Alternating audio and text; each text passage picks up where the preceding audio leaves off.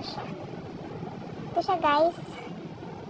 Daing na dalagang bukid. Marami siya kaya hindi naman makukonsume agad. So pangit naman siya pag i-freezer mo. Is na frozen. So ayan. Ginain ko na lang siya kagabi. Tsaka nilagay ko sa... nilagay ko ng asin. Tapos binabad ko siya overnight. So ngayon 11 na yata. 11 a.m. 12. 12 na pala. Ngayon ko pala siya binilad kasi nga yung init hindi ko alam kung matutuloy ba or uulan ba o iinit, ganun. So, ayan siya.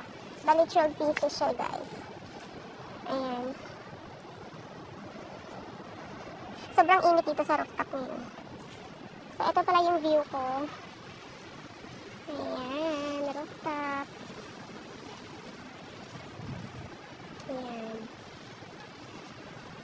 Hopefully, mag-dry siya. Sana kanina binilad ko na lang kasi di naman umulan kahit konti. Hopefully mag-dry siya hanggang mamayang hapon.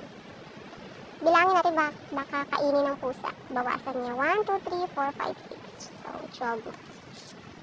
Diba ang fresh?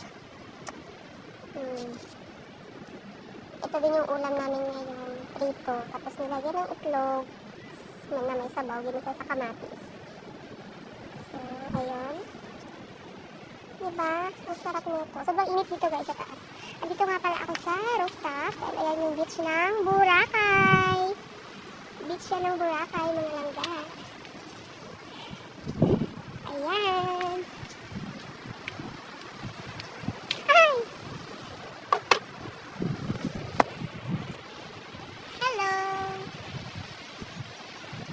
So, ayan yung pool ng Crown Regency Beach. Station 3. Ayan, yung pool nila. Ayan. Andito tayo sa rooftop. Beach. Boracay Beach. Front beach po ito. Maalon kasi ganitong month maalon po talaga sa harap ng Boracay sa front beach, sa Long Beach. So mostly mga ganitong month yung mga activities like parasailing, banana boat, mostly doon talaga sa back beach, sa Bulabog Beach. Wala dito sa Long Beach. I mean front beach. Yan. Maingay yung dagat basta ganitong month. Pero pag season naman, yun para bang yung dagat para siyang pool. Opo, para siyang swimming pool na walang kaalon-alon. Masarap maligo. Ayan.